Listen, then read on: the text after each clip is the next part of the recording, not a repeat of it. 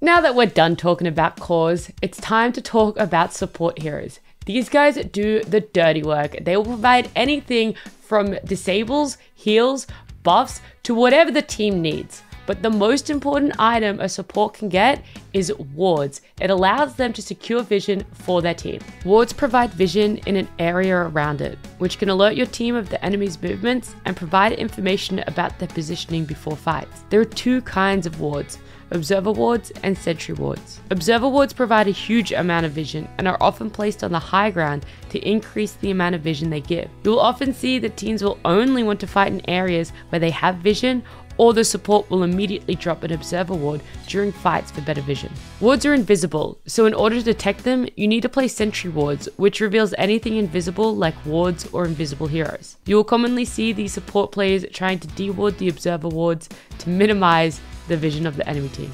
There are other ways to reveal invisible heroes or wards. Dust of Appearance can be used on invisible heroes, while Gem of True Sight provides permanent vision of invisible things around the holder. These items are usually purchased by the supports. Another item supports are tasked with buying is Smoke of Deceit. When used, this item makes all nearby invisible, even to things like Sentry Wards or Gem of True Sight. The invisibility from Smoke of Deceit is only broken when there's an enemy hero nearby, so teams will use it to invade enemy territory, to gank up on a certain enemy hero that they have vision of, or flank their position. Most of the time when a smoke is used, you can anticipate that a fight may break out soon.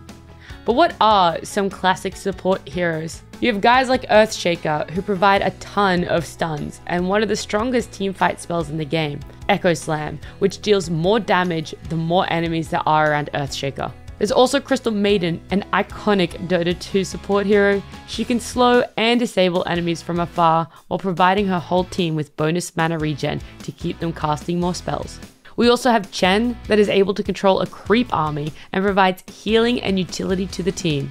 If you see a hero walking around with an army of neutral and ancient creeps following right after, that's more or less Chen. Finally, we have Rubik, who can steal enemy spells to counter and outplay the enemy. It could be game-changing if the Rubik is able to steal big ultimate spells like Chronosphere, Ravage, or Black Hole. Aside from buying wards and smokes, support heroes also buy items that provide utility for their team. Lotus Orb is another common pickup, which can be casted on an ally to reflect any spells cast on them back to the enemy. There's also Force Staff, which pushes the target forward. It can be used to save allies or even push enemies out of position. Glimmer Cape is used to protect allies by turning them invisible and providing added resistance to magic damage. But while most heroes lean towards being either core or support, there are some heroes that can be flexed to multiple roles. A classic example would be Tiny, who can be played as a carry, a mid, and also as a roaming support. Teams may use this pick to confuse their opponent on which role the Tiny pick is for.